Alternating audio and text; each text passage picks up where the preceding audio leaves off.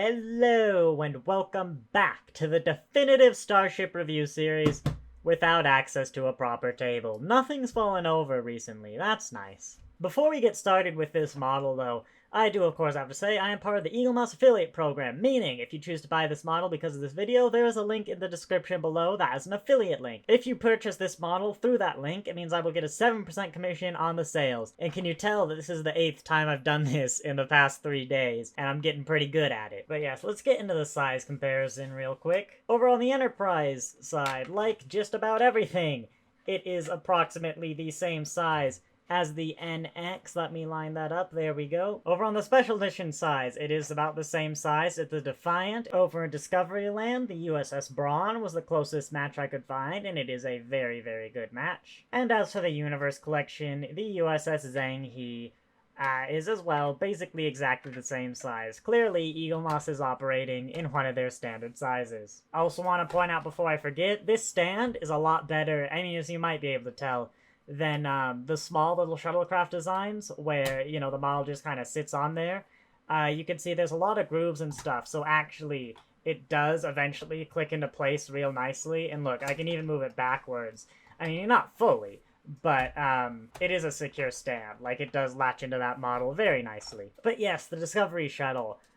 Not my favorite among Star Trek shuttles, but a very good Eaglemoss, because it has what I like. It's long in basically every way. It's thick.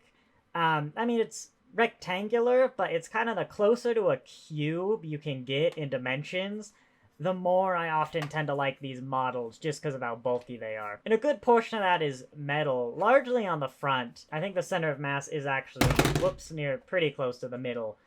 But, you know, the front section here is metal, but then this whole back bit is plastic, chunky plastic, which is, again, fine. It's actually got a nice weight, and is a little heavier than I'd expect for a model of this size, actually.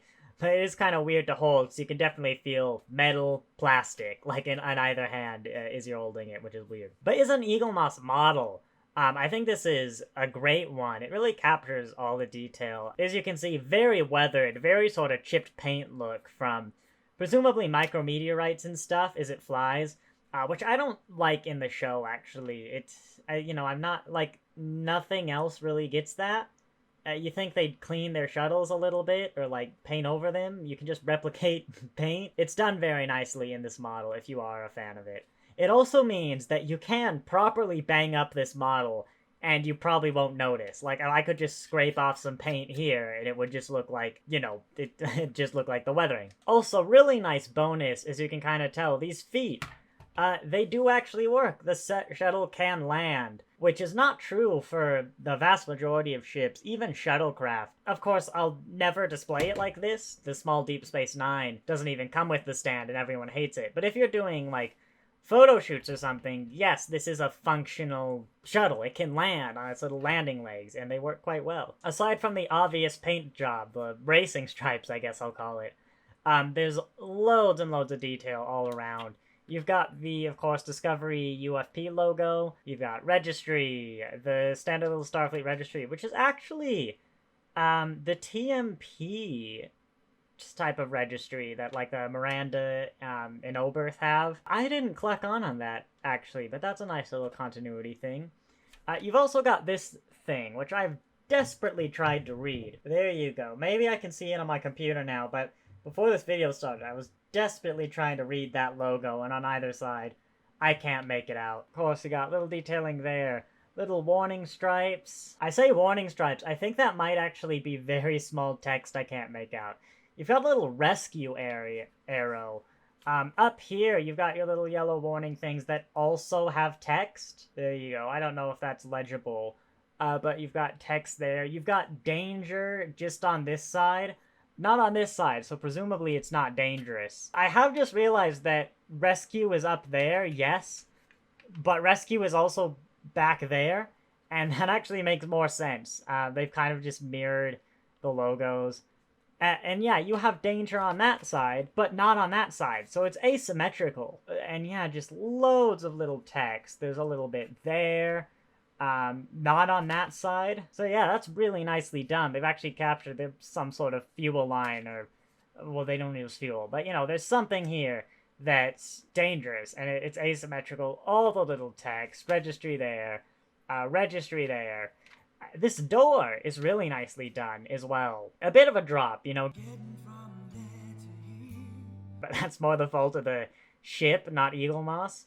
You've got your little, presumably impulse, oh yeah, that's definitely impulse grills above your nacelles, but this door is very nicely done. Like, that's a proper shuttlecraft door, even with the window and the little white highlighting. It is a bit weird the door is actually slanted this way, along with this back wall.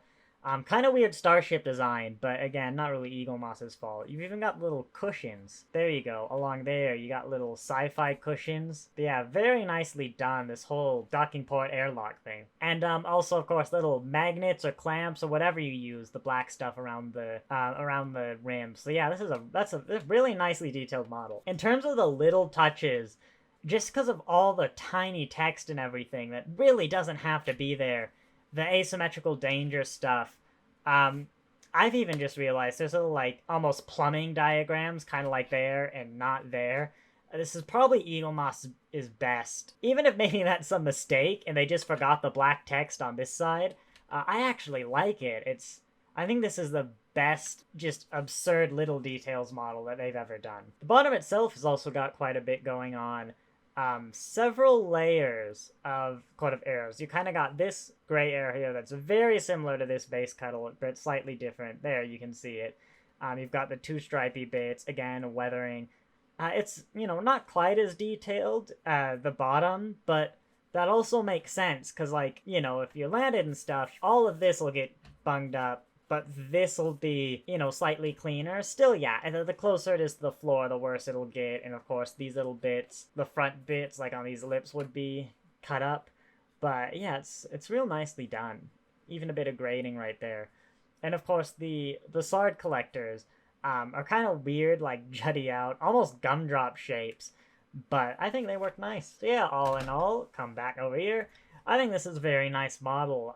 You know, well worth the money. Even if you're not a massive fan of the Discovery Shuttlecraft like me, this is a very solid model, and I was pleasantly surprised when I got it as part of the Discovery collection. So that's it for this video. If you have any questions about this model, ask in the comments. I'm still a small enough channel, I can answer all of them. If you'd like me to review a specific model, just ask, and, you know, if I have it, I've got more than half of the models across all the collections, I will do it as soon as I can, which by the time you're seeing this video is probably pretty darn close to immediately. Hope you enjoyed. If you did, be sure to like and subscribe, and I'll see you next time.